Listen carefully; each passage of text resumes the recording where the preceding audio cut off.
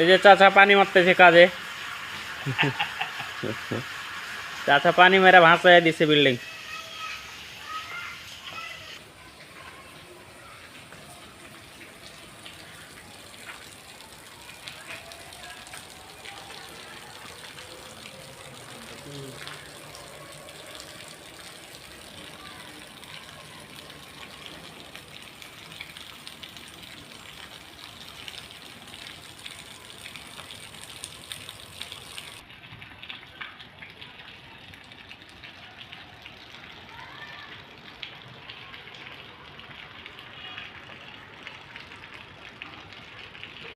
মিস্ত্রির কাজে মিস্ত্রির হেল্পারের কাছ থেকে যে কমিশন নেয় এটা জায়েজ কিনা?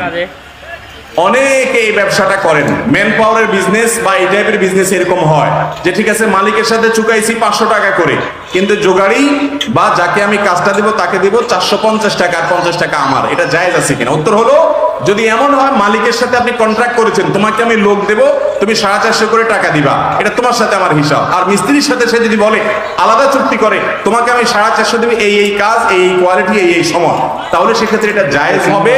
কারণ তিনি এখানে কোনো মিথ্যা বলছেন না, প্রতারণা করছেন না।